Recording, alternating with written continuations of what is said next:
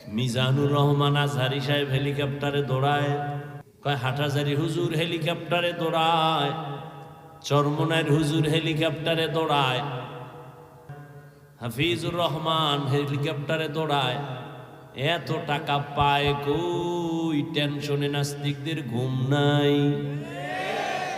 আমি এক বয়ানে বলছি হাটহাজারীর হুজুর হেলিকপ্টারে দৌড়ায় না, চরমনাইর হুজুর দৌড়ায় না, আজহারি দৌড়ায় না, হাফিজুর রহমান দৌড়ায় না।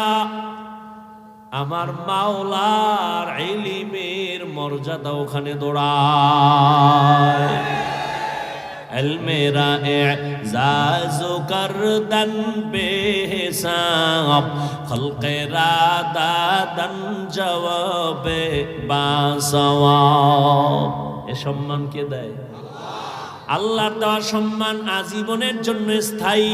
আর টাকা দিয়া সম্মান কিনছে, জুতার বাড়ি লয়া দৌড়। ঠিক নেই? জিন্দগি মে বন্দগি তু কর নাহি, জিন্দগি মে বন্দগি তু কর নাহি, जिंदगी बे बंदगी शर्मिंदा है, जिंदगी बे बंदगी शर्मिंदा है। दुनिया में हो दुनिया का तलबगार न हो, बाजार से गुजर हो खरीदार न हो। ये दुनिया एक मिसल कागज फूल है, ये दुनिया एक मिसल कागज फूल है। जिंदगी में बंदगी तू कर नहीं, जिंदगी में बंदगी तू कर नहीं, जिंदगी बे बंदगी शर्मिंदा है, जिंदगी बे बंदगी शर्मिंदा है। यहाँ हम सब मुसाफिर दिल ना लगा, अहले दिल की नजर से रूह करता जा। यहाँ हम सब मुसाफिर दिल ना लगा, अहले दिल की नजर से रूह करता जा। शाह दौलत सब फकीर गर नेक ने, शाह दौलत सब फकीर गर नेक ने। जिंदगी में बंदगी तू कर नहीं,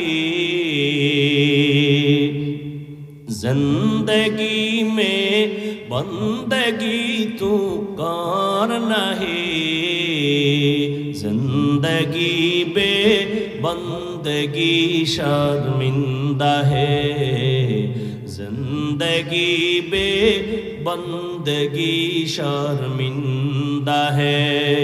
जिंदगी में बंदगी कुन बंदगी, बंदगी बे जिंदगी शर्मिंदगी। আর একটু সামনে আগাবো। জিন্দেগি চলে গেল, কোরআনের সাথে সম্পর্ক নাই, তেলাওয়াতের খবর নাই, না নিজেও কোরআন পড়ে, না স্বামী পড়ে, না সন্তানের কোরআন পড়ায়, মোবাইলে শুধু গান চলে। আর সন্তানেরা, মা বাবা এক রুমে, সন্তান ভিন্ন রুমে, সারা রাত মোবাইল চালায়, কবিরা গুনাহ কবিরা গুনাহ কবিরা গুনার প্র্যাকটিস করে। এই সন্তান মা বাবার কথা শুনে না, খেদমত করে না। বাবা যদি তুমি আজমিরের তাবিজও লাগাও, সন্তান খেদমত করবে না। দোয়াই মুসপরো না জানি জুতার বাড়ি মারে। গাছ যেমন কথা কন না কেন? বাদশা হারুন রশিদ বলে, উলামায়ে কেরাম বলেন আমি জান্নাতি না জাহান্নামী? এই পর্দার আড়ালের আম্মা জান, কিসের অভাবে আপনি আল্লাহর কোরআন থেকে দূরে সরে গেলেন?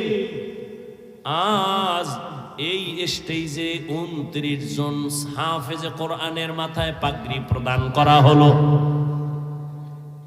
এদের সিনার মধ্যে আল্লাহর কোরআন জমা, খবর নেন এদের মা বাবার মতো আজকে ঈদের আনন্দের মতো তাদের আর কোনো আনন্দ নেই। প্রত্যেকটা মা বাবা ঈদের আনন্দে আছে, আমার সন্তান হাফেজে কোরআন। হাজারো হাজারো মানুষের সামনে মাথায় পাগড়ি নিয়েছেন।